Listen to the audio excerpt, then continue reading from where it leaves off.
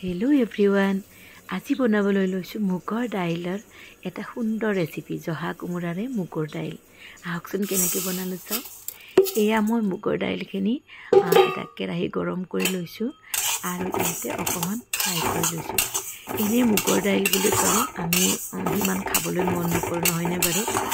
বহুত মানুহে মুগৰ দাইল খাই ভাল নাপায়, কিন্তু অকণমান জুতি লগাই বনালে মুগৰ দাইলখনে খাবলৈ বহুত টেষ্টি হৈ পৰে। তো মই আজি এনেকুৱা এটা ৰেচিপি দিছোঁ, কেতিয়াবা এনেদৰে বনাই খাবচোন। এনেকৈ প্ৰথমতে কেৰাহীখন গৰম কৰিব আৰু ইয়াতে দাইলখিনি ফ্ৰাই কৰি ল'ব। আৰু এতিয়া চাওক, দাইলখিনি ফ্ৰাই কৰা হৈ গৈছে আৰু এতিয়া মই এইখিনি ধুনীয়াকৈ পানীৰে ধুই ল'ম। দুবাৰ তিনিবাৰমান পানীৰে ধুনীয়াকৈ এইখিনি ধুই লৈছোঁ। দালিকেইটা প্ৰথমতে ফ্ৰাই কৰি ল'লে মুগৰ দাইলৰ যে এটা গোন্ধ থাকে, সেই গোন্ধটো নাইকিয়া হৈ যায়। আৰু সেইকাৰণে প্ৰথমতে মই দালিকেইটা শুকানে ফ্ৰাই কৰি লৈছোঁ। এতিয়া চাওক, এখন কেৰাহীত মই এই দাইলকেইটা দিছোঁ আৰু পানী দি দিছোঁ। মই ইয়াতে 1 কাপ দালি লৈছিলোঁ আৰু 2 কাপ পানী দিছোঁ। এতিয়া চাওক, দাইলখিনি যেতিয়া উতলিব ল'ব, ছাইডত এনেকুৱা ফেনবিলাক ওলাব আৰু এইবিলাক ফেন কাঢ়ি পেলাই আপোনালোকে পেলাই দিব। নিদিলেও কথা নাই, কিন্তু পেলাই দিলে ভাল।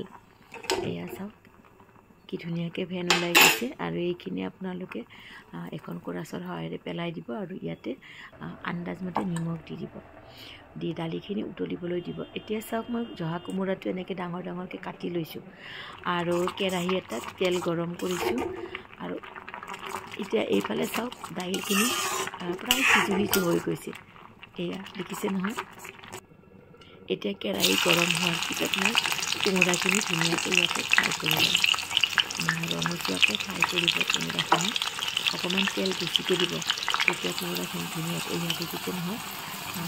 ৰঙচুৱাকৈ কোমোৰাখিনি ফ্ৰাই কৰি ল'লোঁ। এইখিনি আমাৰ ফ্ৰাই কৰা হৈ গ'ল।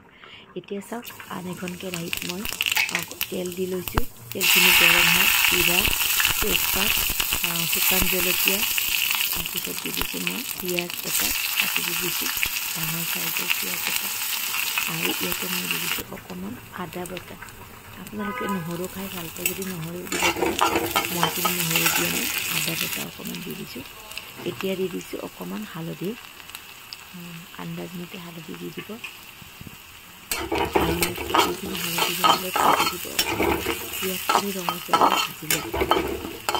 এয়া চাওক, ৰঙচুৱাকৈ পিঁয়াজখিনি ভাজি লোৱা হৈ গ'ল। এতিয়া মই ইয়াতে দি দিম অকণমান জিৰা গুড়ি আৰু অকণমান ধনিয়া পাউডাৰ। এয়া চাওক, জিৰা ধনিয়া গুড়ি মই দি দিলোঁ। এইখিনি ভালদৰে লৰাই লৈছোঁ। লৰাই লৈ এতিয়া সিজাই থোৱা দাইলখিনি ইয়াতে ঢালি দিম। এয়া চাওক, মছলাখিনি আমাৰ ধুনীয়াকৈ ভাজি হৈ গৈছে। দি দিলোঁ। দেখিছে নহয় কালাৰটো কেনেকুৱা ধুনীয়া হৈছে। এয়া চাওক, এতিয়া দাইলখিনি কিছু সময় উতলিবলৈ দিম আৰু ইয়াতে মই দি দিম ভাজি থোৱা কোমোৰাখিনি। এয়া চাওক, কোমোৰাখিনি মই ইয়াতে দি দিলোঁ। তাৰপিছত কিছু সময় উতলিবলৈ দিলে দালিখন আমাৰ হৈয়ে গ'ল। ইয়াতে মই কেঁচা ধনিয়া অকণমান কাটি দিছোঁ। কেঁচা ধনিয়া দিলে কিমান যে ধুনীয়া লাগে গোন্ধটো, নহয়নে বাৰু? এয়া চাওক, আমাৰ দালিখন ৰেডি হৈ গ'ল।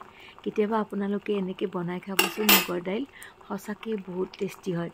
ভাতৰ লগত নহ'লে ৰুটিৰ লগতো আপোনালোকে খাব পাৰে। এয়া আমাৰ দাইল ৰেডি হৈ গ'ল। যদি মোৰ ভিডিঅ' আপোনালোকে ভাল পায়, তেনেহ'লে লাইক, কমেণ্ট আৰু মোৰ চেনেলটো ছাবস্ক্ৰাইব কৰিব বুলি আশা ৰাখিলোঁ। পুনৰ এনেকুৱা ভিডিঅ' লৈ আপোনালোকৰ ওচৰত আহিম। আজিলৈ বাই বাই।